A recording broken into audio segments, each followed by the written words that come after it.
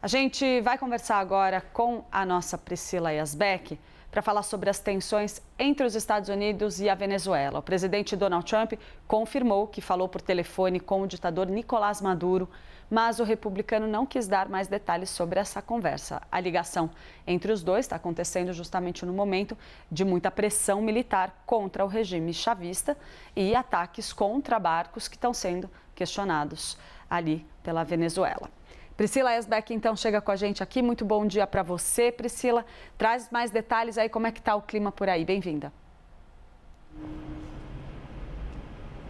Oi, Clarissa. Bom dia a você, a todos que nos acompanham. Donald Trump, então, confirmou essa ligação e o clima é de pressão sobre o governo Trump, inclusive com uma iniciativa bipartidária, ou seja, de republicanos e democratas, para averiguar se os ataques a essas embarcações, tanto no Mar do Caribe quanto no leste do Pacífico, seriam crimes de guerra por parte dos Estados Unidos. Falando sobre o que disse Donald Trump nesse domingo, ele estava voltando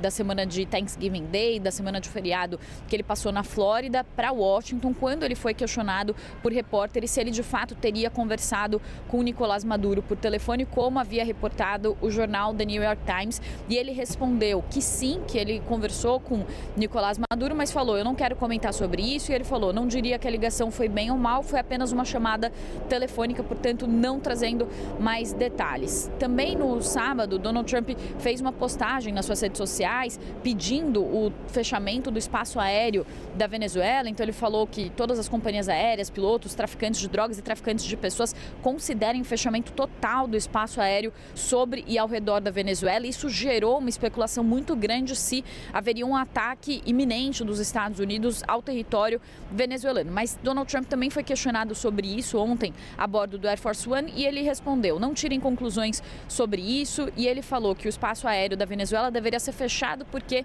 os Estados Unidos consideram a Venezuela um país nada amigável, portanto ele minimizou as declarações ou os efeitos dessa declaração de pedido de fechamento do espaço aéreo venezuelano. Também houve reação por parte do chanceler venezuelano Ivan Gil, que disse que a Venezuela condena essa ameaça colonialista que busca afetar a soberania do seu espaço aéreo, foram as palavras então do ministro de Relações Exteriores da Venezuela. Também disse que esse pedido de Donald Trump pelo fechamento do espaço aéreo seria um novo, extravagante, ilegal e injustificado ato de agressão, e falou que essa declaração constitui um ato hostil, arbitrário e que é incompatível com os princípios mais elementares do direito internacional.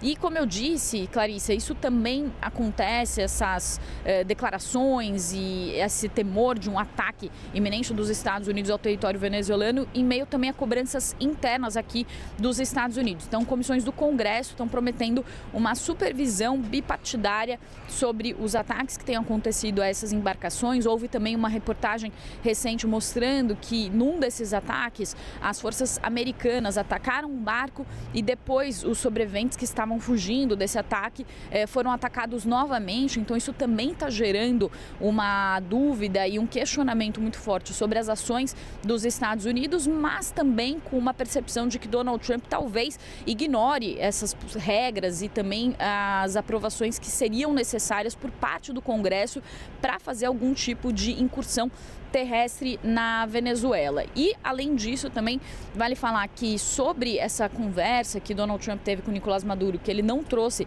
detalhes que teria acontecido, que aconteceu na semana retrasada, também o jornal The New York Times já tinha reportado que Donald Trump teria conversado com Nicolás Maduro sobre uma possível renúncia do ditador venezuelano, e Nicolás Maduro teria feito uma proposta de fazer uma renúncia dentro de 2 a 3 anos. Mas os Estados Unidos não aceitam uma renúncia daqui a 2 a 3 anos, um período de transição, porque querem uma renúncia imediata de Nicolás Maduro. Isso reforça também as percepções de que o objetivo de Donald Trump, com essa pressão militar sobre a Venezuela, com esses mais de 20 ataques que já deixaram 80 pessoas mortas, também com a mobilização de 12 navios de guerra, com 15 mil militares na região, seria uma grande grande pressão sobre o regime de Nicolás Maduro para que Nicolás Maduro renuncie ao cargo, para derrubar o regime de Nicolás Maduro. E há várias reportagens também da CNN, de outros veículos aqui nos Estados Unidos, dizendo que uma das possíveis negociações entre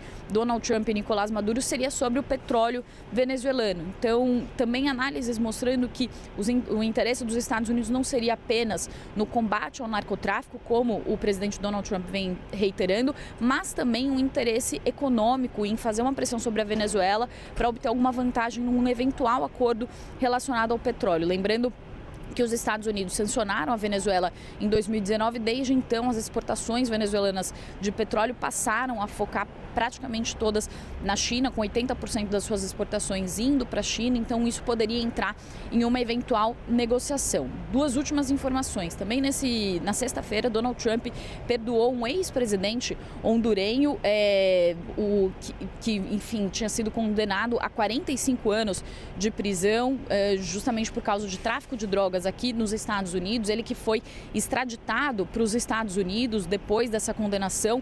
Então há uma discussão muito profunda de como que os Estados Unidos estão fazendo esses ataques, essas embarcações na Venezuela, mas perdoou um ex-presidente hondurenho que tinha sido condenado por tráfico de drogas a 45 anos de prisão. E também uma questão também de a rejeição dos Estados Unidos e dos americanos a qualquer tipo de intervenção militar. Então, várias pesquisas têm saído, mas uma das mais recentes é da CBS News, mostrando que 76% dos americanos não acreditam que Trump tenha explicado a sua posição em relação à Venezuela e que só 13% consideram a Venezuela uma ameaça à segurança dos Estados Unidos. Então, para que os Estados Unidos colocassem os seus americanos à disposição para fazer algum tipo de ataque terrestre, isso também teria que ser justificado diante da população americana, que por várias pesquisas já mostrou que não concorda com algum tipo de intervenção militar na Venezuela. A gente vai ouvir agora o que disse, então, o presidente Donald Trump neste domingo sobre essa ligação com o Nicolás Maduro.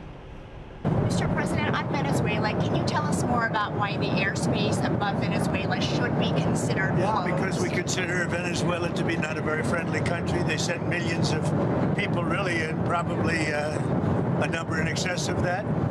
And a lot of those people shouldn't be in our country, from jails, from gangs, from drug dealers, from all of the people that came into our country shouldn't have been in our country, causing a lot of problems. Does your warning and drugs. Does your warning mean that an airstrike is imminent, or should we not read it that way? Don't read anything into it. The New York Times reported that you had a phone call with Maduro. Did you? I don't want to comment on it. The answer is yes. And can you tell us a little bit about it? No, I can't do that. Mr. President, Would you say it went well? I wouldn't say it went well or badly. It was a phone call. Yeah.